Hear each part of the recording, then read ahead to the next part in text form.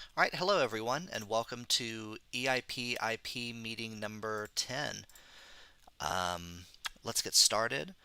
The first agenda item is an EIP number registry process, and I'll go ahead and post the agenda in the Zoom chat. Um, I know we've talked about this a little bit. James is on vacation, and some of these items are his, so we'll be going through them pretty quickly. I think this is one of his items, but I know some people in here also had some comments on that. So there is, let's see, the last I heard about it was there was like an idea to have editors keep up with a list of EIP numbers and then assign the EIP numbers. I know there was a couple of other ideas. Who else had an idea or remembers any of the arguments from the telegram?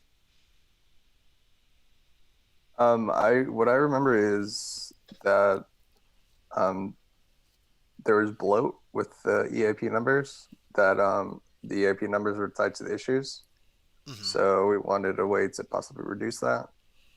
Um, and then Greg had a point where, well, yes, there's bloat, but it was kind of decided early on.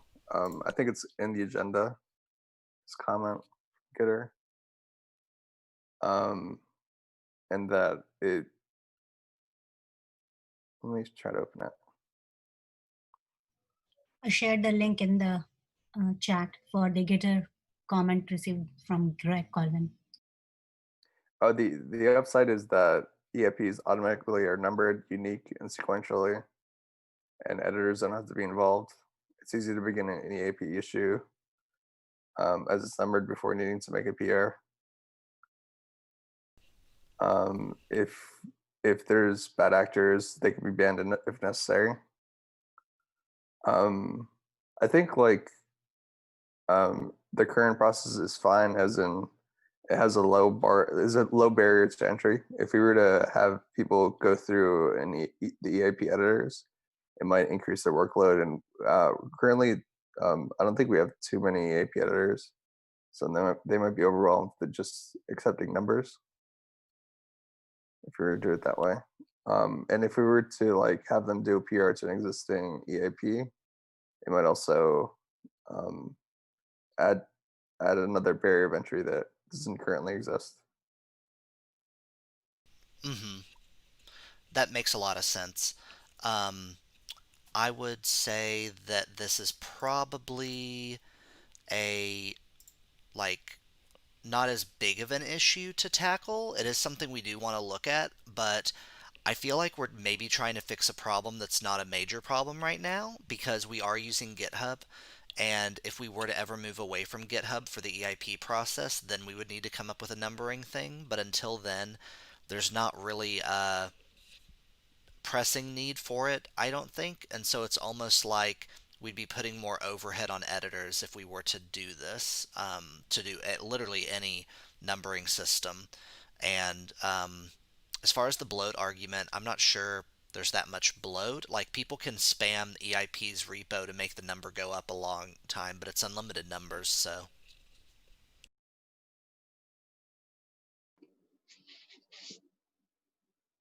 yeah, any comments on that from anybody?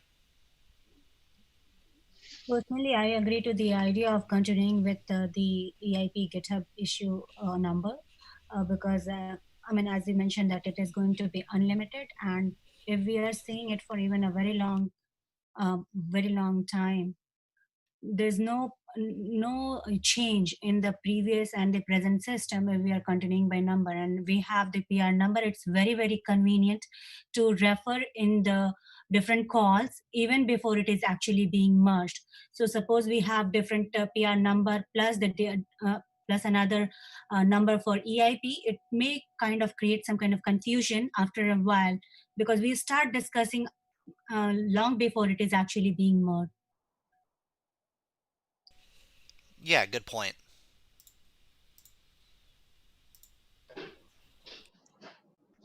Yeah, the other idea with mine is basically to commission the development of a front end to to the EIP repo, and basically to have every potential EIP author submit their EIPs through this front end. But it would definitely add an additional layer of complexity, although it would probably solve the numbering problem.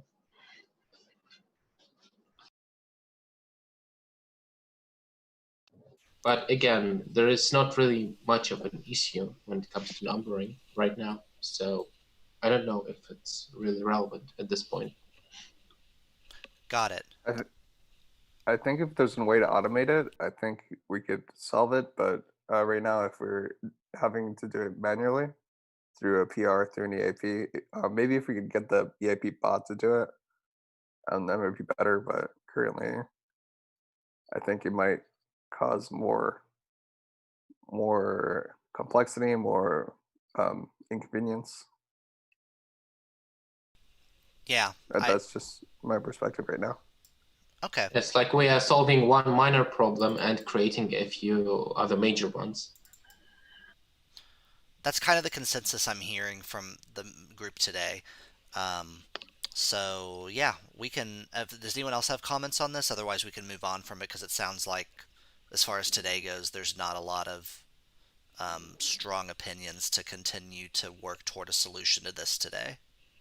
I would agree with that. Cool. All right, next item. Separation of the EIP process from the hard fork coordination process. We worked on this a lot last time. Um, I was editing the agenda earlier and I forgot to move this one because since James isn't here and we solved a lot of this last time, we'll go over this next meeting just to refresh everyone's memory on the new chart that we have. Um, or not new chart, but the edited flow, I guess, the flow chart, and some other notes that James put down. And I think that's in the EIP's to-do link on item 6. I think it's a HackMD that has, yeah, the HackMD item um, on number 6 is owned by Axic, but I think James Hancock also works on it. So that should have the latest stuff if you're interested in looking at it. But since we don't have Axic and James here, I think we should wait till they get on the next meeting. James is just on vacation. He'll be back in next week. And then Axic, I don't think was. So I think that might solve that. I guess also the next thing we have to do is define the statuses for hard fork coordination. Sorry, I'm back. My internet went down. Do you want me to repeat? Just if you could, like in a sentence summary or two, that'd be great. We should include how to get from one status to the other, just to have to increase like the scrutiny, slightly. And we should also start defining the statuses for hard fork coordination. Good idea. Let's see. And do we want to do any of that today? Anybody?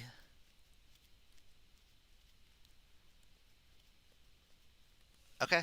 We could wait I think until... it only makes sense to do this with James because he's the hardware coordinator, so he would be probably responsible for setting the status, at least for the Ethereum mainnet deployment. Mm-hmm. Edson, did you have something? I was going to say we should wait till James is here. Oh, okay, cool. In that case, next up we have item 4, the zips reference, especially keywords. I know some of us have looked at this zips. It's basically a version of the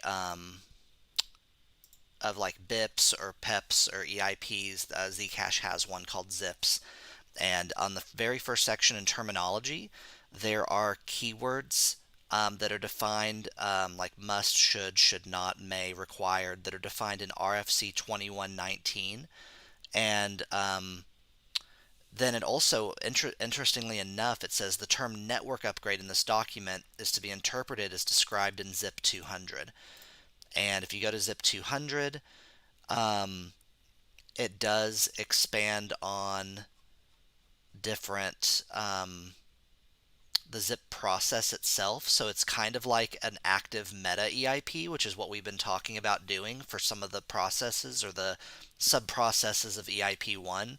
So this will be a really cool way to look at how to do our sub processes or our meta EIPs or our active EIPs and stuff like that.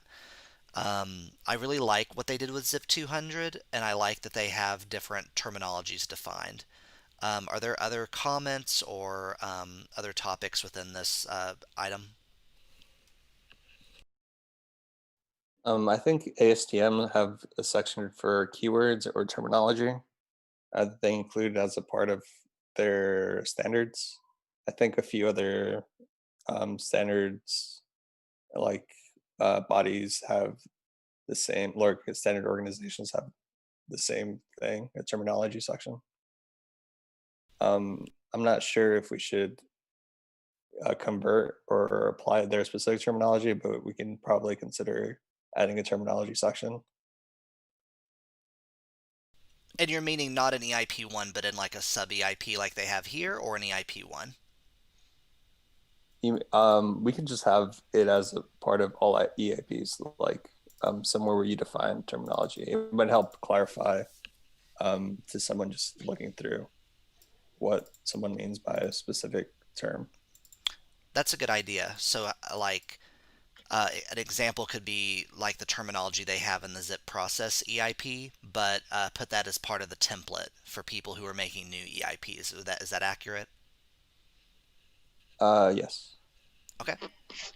So I would also say that it should be required. The use of the keywords in in templates or submissions. Yeah. I think that keywords are important, and so whether or not they're, as far as if they're required or not, I don't know where I am on that issue, but I think it is important to, at minimum, include it in the template, like you said. The reason I say to require it is because it would make life easier for editors to know what exactly is meant when a specification is described. Yeah, yeah, that checks out for sure. And we do have security considerations as like a required one, so having terminology as another required one wouldn't be the end of the world. Or when I say that, I mean like it wouldn't be a deal. Um, let's see, what else do we got? Anybody else have comments on the zips reference for keywords or anything else involving the zips?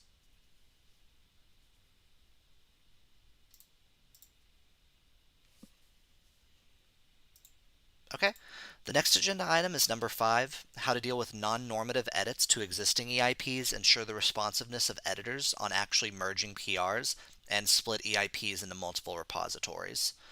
So this is Micah. I don't think that Micah's here, so we might not be able to talk too much on this, but we can kind of go over each one because there's 3 different topics within the comment that Micah left. If you click on agenda item 5, it goes to the comment. How to deal with non-normative edits, so like wording improvements to existing EIPs when the authors are non-responsive. It looks like there's a few examples of that. That is a good point. How would we deal with important updates like wording improvements or um, clarifications of something that like is incredibly wrong or a new security consideration if we're deciding that that's required for one of the EIPs that's been published for a while, and we can't contact the author? Does anyone have ideas on how that could be resolved?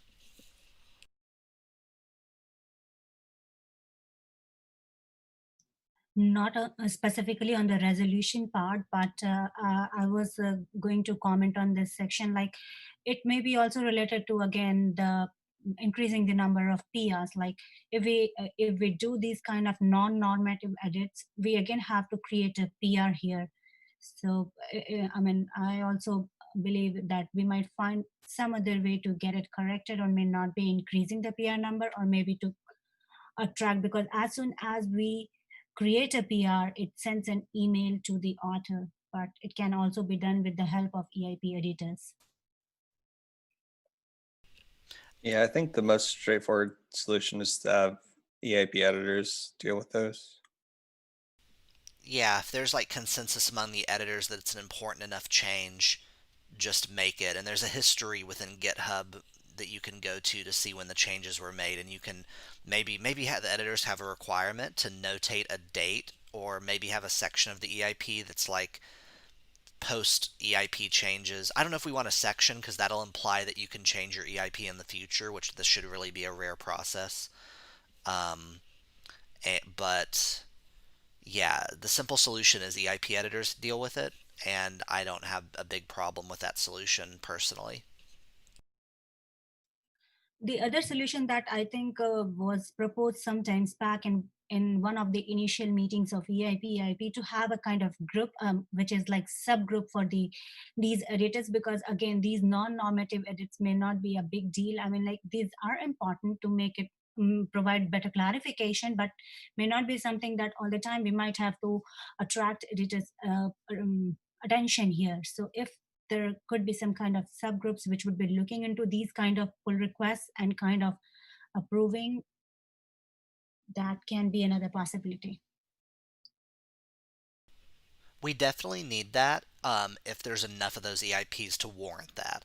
I don't know right now how many of them are, and this is like a section of EIPs that are needing to be edited because of improvements after they've been finalized, so not just in draft status, and that we can't contact the author. I feel like that's going to be more rare, but I could be wrong.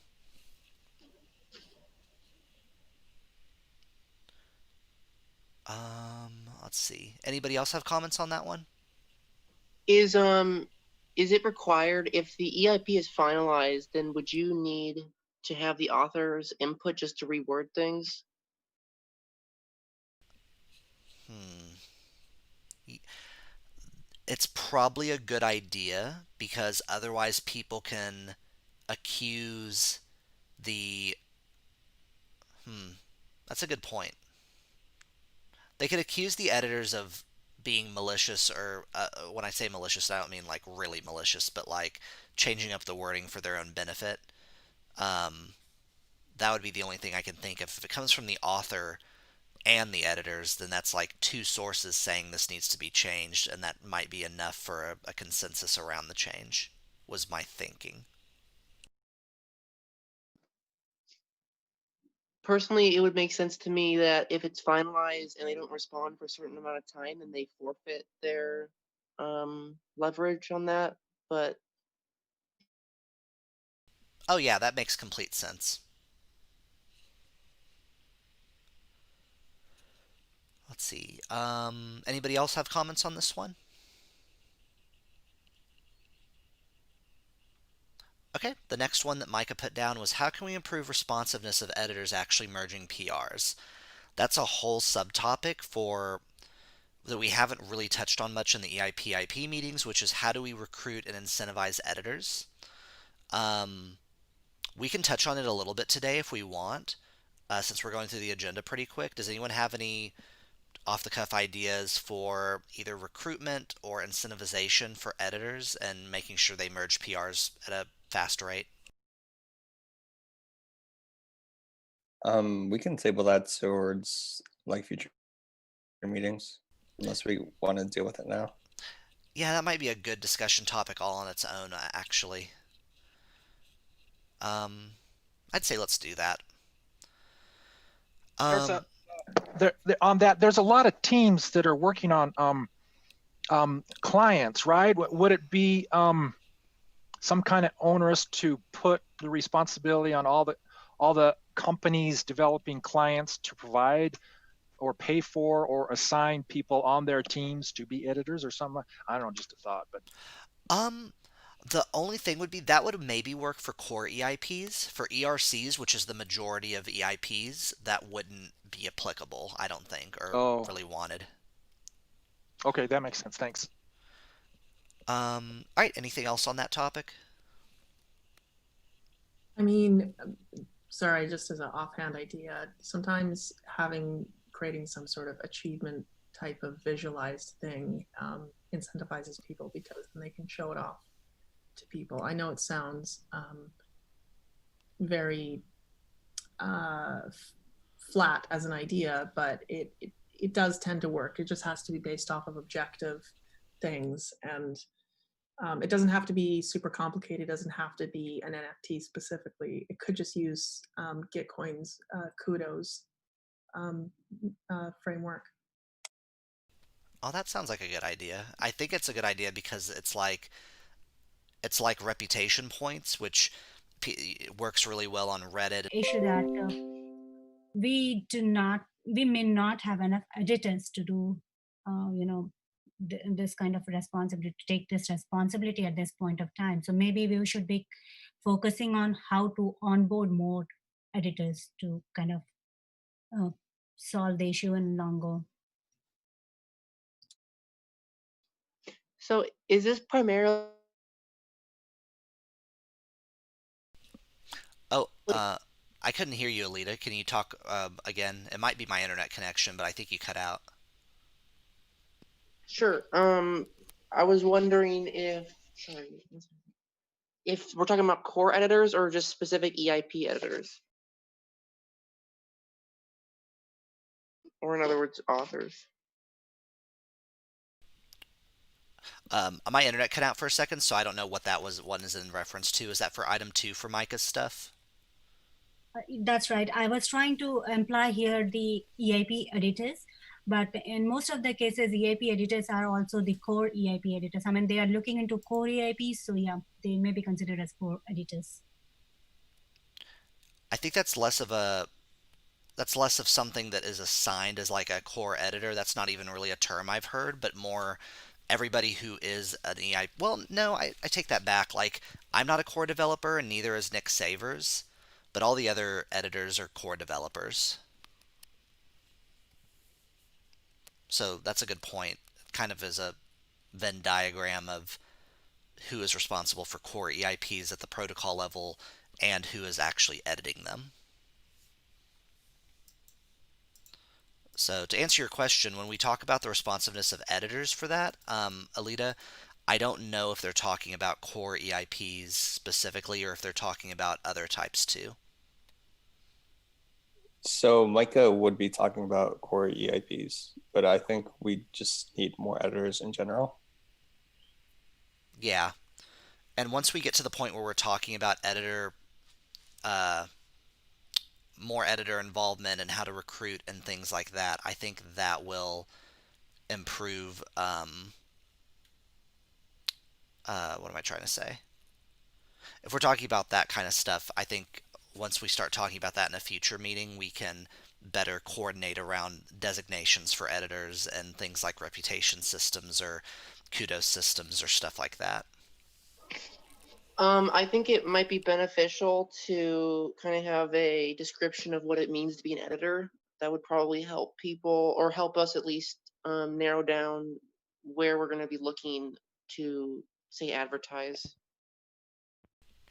Yeah, that makes sense. We should definitely do that. Whatever is implemented to incentivize continued involvement as an editor and increased involvement as an editor should also inherently, by design, need to incentivize new participation. Otherwise, there's no point in implementing, in my opinion. Good point. All right, does anyone else have anything?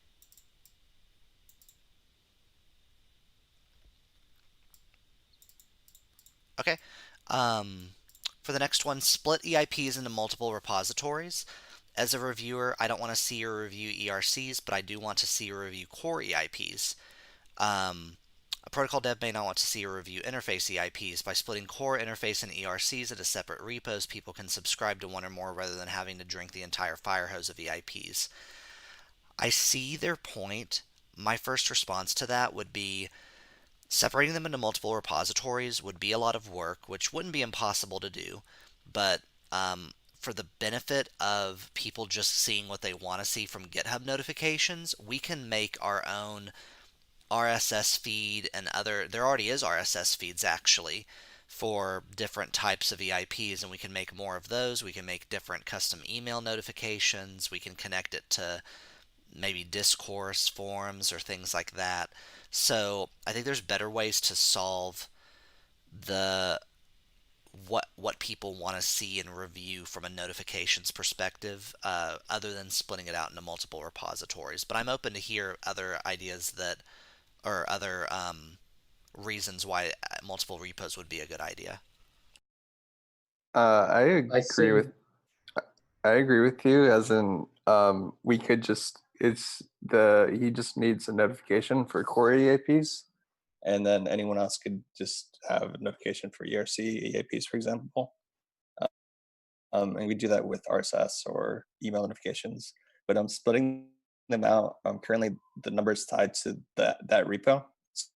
So if we were to split it out, the number would we could have overlapping EIP numbers. As in, yeah, as far as I know, we have GitHub labels for issues. How about we start using them actually? Yeah, we started doing that. Axic started doing that last year, and then we kind of fell off using them, from my remembering. So yeah, we should definitely do that. Can you do that for PRs too? I'm blanking on if you can.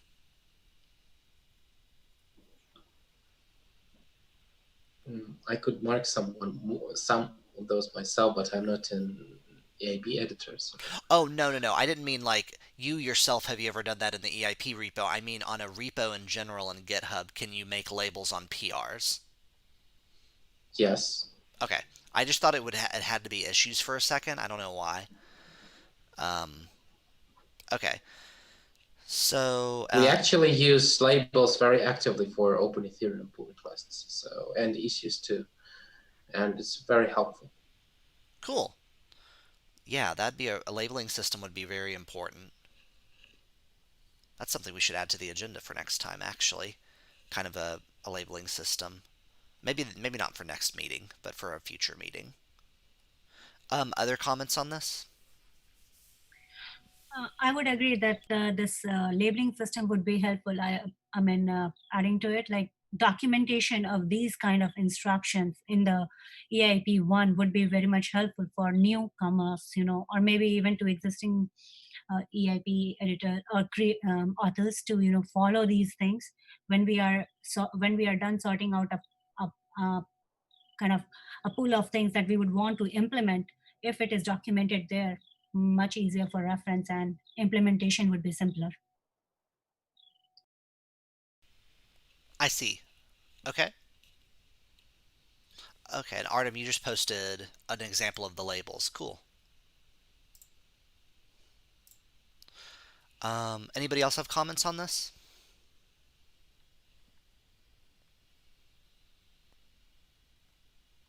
Okay, that's all for item number 5, all of Micah's comments. 6 is to discuss the EIP1 brainstorming document. Which one is... Okay, that's a James thing. I think that's James's document that's not linked here, so we may have to skip this one. Yeah, let's wait until James comes back. Great. Number 7, clarifications on how a precompile address is decided. We were having problems at a core EIP level on how it's unclear when there's an EIP that's a core EIP that has to assign a precompile address, or an opcode that is assigned a precompile address, how to assign that. This isn't a hard one to solve as long as the core developers come up with a system, which isn't even that hard because, like, it just kind of goes in order. And the only way that you can make a new precompile is to, um, uh, like, do it. You could put it wherever you want in this huge, like, list of addresses within Ethereum, but deciding like which one goes where is the question.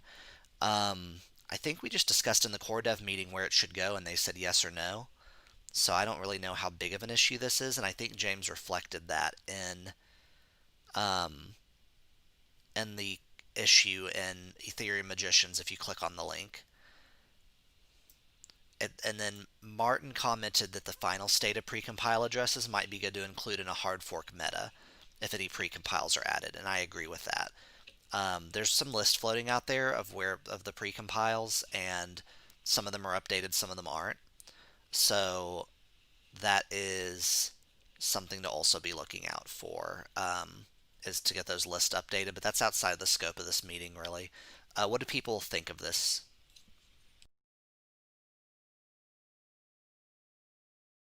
This is more of a niche technical thing anyway, so it might be out of our scope. But it's a good thing to keep aware for maybe hard fork meta EIPs.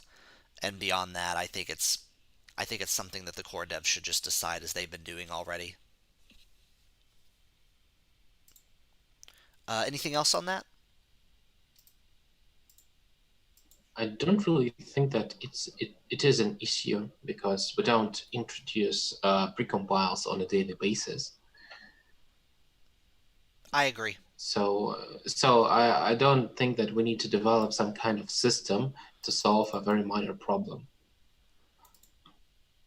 Sounds good. And then the last item on the agenda is review previous decisions made from the EIP improvement proposal call notes. So decision item 9.1, the EIP process flow will be separate from hard fork coordination. 9.2.1, rename the status of EIP1 active to living. 9.2.2, rename inactive to stagnant.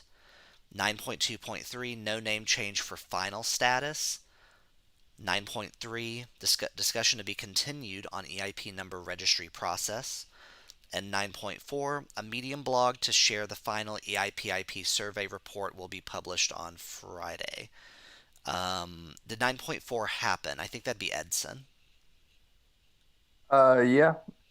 So I think it's actually shared in the agenda, number 3. So there, I could repeat that again. It was just 3 different phases that we could work on. First is decision making, second is clarification, and third is onboarding. So formal, like the specifications are formal, and clarity can be with the process to participants or within the EIPs itself. But you can look through that article. Be helpful to reference for every meeting. Yeah, but those are all the results from the survey. Great. I like how it's outlined. Anybody have comments on that?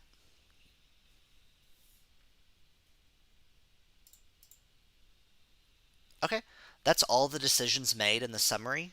There's that link in item number 8 to review the items, action items, and the um, notes from the previous meeting if you're interested.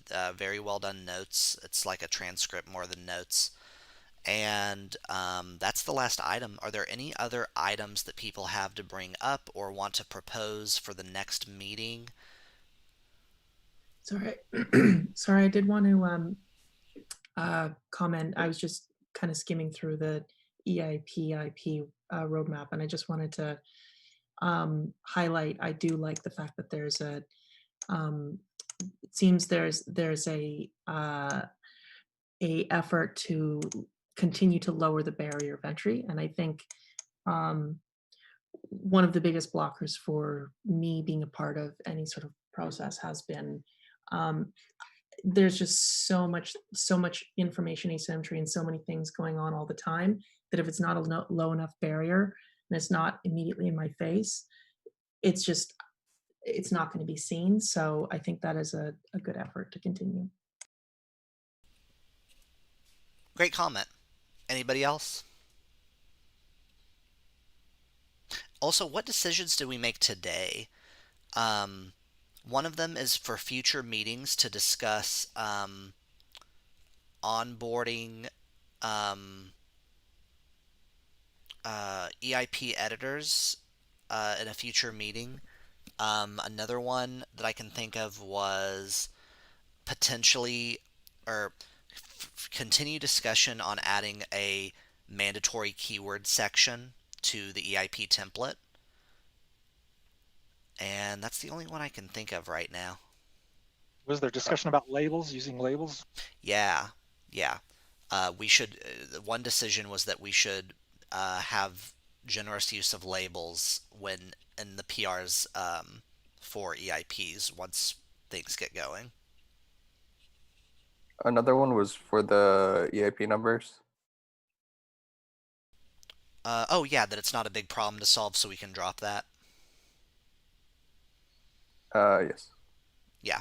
And, and the pre-compile addressed, it was again suggested by James. So do we want to see that on the next agenda, next meeting when James is on here, but or should we drop that? Let's wait till James is on again so he can comment on it, since that was his item. All right, anybody else? Okay, thanks everybody. We will talk to you in 2 weeks on July 1st. Have a great day. Cheers. Thank you. Thanks. Fine. Bye. Thank you. Bye.